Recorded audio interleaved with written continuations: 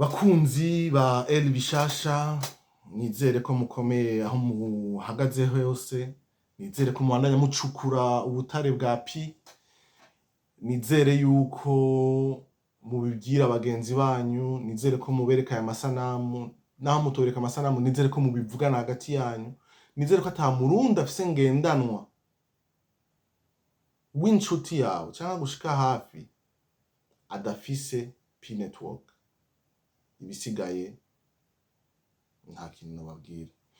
Ubu rero kubera iki ndiko ndagira amasanamu, nshaka kubabwira akantu gato, ndagerageza kukavuga mu minota 12 kuko nabemeye ko ntashobora kurenza, ariko ni ikintu atari gito na gatoya, ni ikintu atari gito kuko tugira tuyage ivyunguka, tugira tuyage ukuntu ushobora kwinjiza amapi 1250. Ivyo ni vyunguka abagabo, kuko pi imwe na mahera y'amanyaburaya n'amahera y'amanyaburaya 38. Ubu turiko turavugana mu marundi hoho muravyumva namwe, murakora ibiharuro vyanyu. Ubu rero ngoma ndabigishe ingene, sukubigisha ngira ndababwire, ngira ndabamenyeshe bivanye n'ingene ururimi umuntu akoresha. Ngira ndababwire ukuntu umuntu ashobora kugira amasanamu agafata akagira amafaranga badakorako yitwa pi, ukayaronka utarinze kuvunika. Wowe ico ukora n'ikintu kimwe conyene, ni ugufasha pi kwemerera abantu muri KYC. KYC ni imwe bavuga mu Congereza ngo know your customer, menya umukiriya wawe. Rero ikintu nshaka kubabwira nuko aya mafaranga ni menshi, ntawo yagisha kiretse bitagushitura naho n'uburenganzira bwawe, nta muntu n'umwe ngaha dufata ku nguvu. Mugabo je mvuga nti nk'umurundi sinoba nzi ingene umuntu ashobora gukora ibintu vyunguka vyinjiza amahera atagira uko angana. Nimufate 1250 mugwize n'ama-euro 38. Fata 1250 mugwize na 38. Ibiharuro mutora ntibigira uko bingana, ntibigira uko bingana. N'amafaranga menshi cyane. Ayo mafaranga arahari, ari ku isoko. Ico ukora no kuba ufise ngendanwa ugaca ubikora. Muti babikora gute rero? Ivyo bintu imbere yo kubikora nuko uba uri muri pi. Ivyo vyovyo nta bintu birebire. Nimba utaraja muri pi, raba amasanamu ya kera urabe ingene pi bigenda, ushobore kwinjira.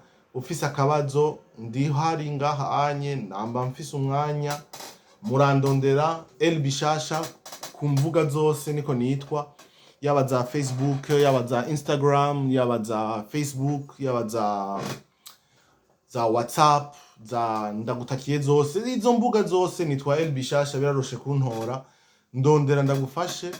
Ariko ico nokubwira nuko ntibikunda utari muri pi. Ico ni cambere.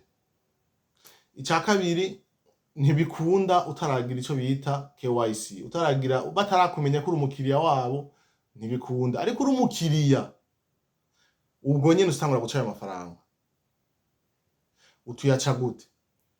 Ufasha abantu bariko barakora 3. Wewe wemereye abantu 3 ukabafasha kuraba ati aba bantu n'abukuri si bimashini, si ababeshi, n'abantu bukuri bariko bafise amahera. Ubafashe kuraba ati byukuri aba bantu 3 n'abakiriya. Ubwo nyene uburonse ama-euro, amanyaburaya, amafaranga y'amanyaburaya 38. Muravyumva? Ndasubiramwo. Ndiko ndababwira ukuntu umuntu ashobora kwinjiza 1230, 1250 vy'amapi muti bigenda gute? Bisaba yuko uba uri muri Pi, bikaba ko usaba waragize KYC baramenye kuri umukiriya wabo. Bamaze kumenya kuri umukiriya wabo, ica gatatu nuko uca ukora ikintu bita KYC validator. Ubu uri umuntu yemerera abandi ko bishoboka. Ikintu basaba ni kimwe conyene, baragubwira bati wewe kugira ushobore kwemerera abantu ko ari abakiriya bacu, turaguha formation, turaguforoma, turakwigisha ingene babikora. Ivyo bintu rero mu kubikora, ubikora uri ndani. Hariho amategeko ngenderwako, si ibintu vyo gufyina, amafaranga ntibayafyinako. Winjiyemwo barakwigisha bati bigenda gutya, nuko baraba umukiriya, nuko bavuga ko ari we, ibinye barabiraba, ibi ntibabiraba, n'ibindi. Noneho kuba bamaze kugira ico bita KYC, murazi ingene bigenda. Nawe uravye urashobora kubona umuntu ukamenya ingene biriko biragenda. Ico nobabwira ni kimwe rero, genda mwese mwinjire mufashe Pi kugira iki ama KYC. Harimwo amafaranga menshi atagira uko angana, ariko ikibazo ntibaronka umuntu abibubwira. Utaronse umuntu akubwira nta kundi, urumva. Nibaza yuko ntovuga menshi, kuko kuvuga menshi ko kuyamara, mugabo vyari ivyo gusa. Ikintu ndababwira ni kimwe, amategeko ni ngenderwako. Ubifitinyeko baragutwara amapi yawe yose. Bisigura iki? Uriko uraja kuraba, urumva harimwo amabanga, kuko karangamuntu y'umuntu ni banga. Hariko izina ryiwe, izina ry'abavyeyi, aho yavukiye, aho aba. Ivyo bintu vyose bigiye kuri karangamuntu ukaja kuvyereka uwundi muntu n'amakosa, kirazira, barabibuza. Bisigura iki? Mu kubikora, fata ubwo nyene ubigirire indani, ubikore mwibanga wenyene, wemerera umukiriya. batatu, amafaranga bayinjiye. Angahe? Amafaranga y'amanyaburaya bakora ko ayo bita ama euro 38. 38. Mu marundi ni amafaranga y'amanyaburaya ama euro 38 kugwiza ibihumbi 7 mucamugwa mu mafaranga y'amarundi. Rero ntavuze menshi ntarandiriye, genda mubikore. Mufise ikibazo mumbaze, ivyo ni ibintu vyunguka, n'amafaranga, sugushikuza, nta kinyoma kirimwo. Ukaba ushaka guca uyarya ubwo nyene, ukaba ushaka guca uyarotira ubwo nyene ngo ugende kuyarya, si ivyawe. Rekana navyo, nturindura ninjira, ntuzu nanandondere ngo ndagufashe.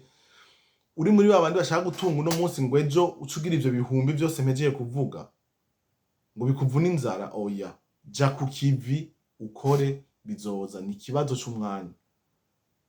Muntahure neza, simuze ngo ntazoboneka, ariko ntazi ubu nyene, kubera ubu turacari murinde gufasha abakiriya bose babanze binjire, bamenyekane, bose bamenyekane. Ababeshe bakagura za ngendanwa 10 bakazishira hajyanye, bakagura za ngendanwa 10 bagaca bazishira mu ngendanwa, nshatse kuvuga ni telefone portable canke ico bakunda gutazira ngo igitabo, Android canke iPhone. Anyway, i telefone ngendanwa nico nashatse kuvuga.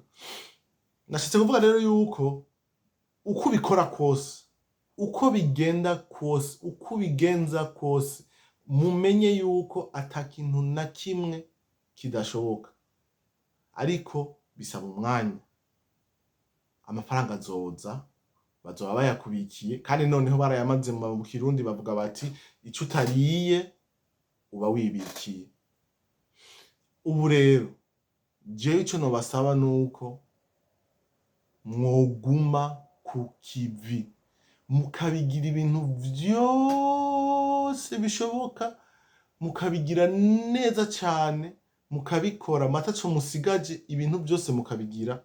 Ndabasavye, mufise ikibazo ndi ngaha, ntimugira amakenga namwe, mumbwire muti Bishasha ibi n'ibi biri gute, je nzoba ndakwishuye. Ntafise umwanya sinzorenza amasaha 28. Oya, jewe nishura mu munsi umwe. Ndashobora kuba ndi ku kazi, ndashobora kuba ndi kw'ishuri, ndaciga, ndakora, ariko mvuye ku kazi nkava no kw'ishuri simbura umwanya wo kukwishura kuko si ibiharage duteka. Si ibiharage duteka, kukwishura akabazo uba umbajije nahanye ni lala, nta bintu vyinshi, si ibiharage duteka nkuko nabivuze. Rero ni ivyo tuyaza ivyunguka. Mukamufise ikibazo andika hepfo mu ntererano, muri commentaire canke muri comment mu Congereza, mumbaze ivyo mushaka, jewe ndi ngaha ku bwanyu. Impamvu ndabivuze nuko sinshaka ko hari umurundi akena, sinshaka ko hari umurundi asigara inyuma, sinshaka yuko hari umurundi yize. Harya baca umugani mu Kirundi ngo uwize ntagirira. Warize ukabuza ko kongereza kawe, ukaba ufise iyo ngendanwa yawe, kubera ko utobutunze, kuko utogira amafaranga. Mugiraho muba mwubahwe, musigare neza, tuzosubira hanyuma.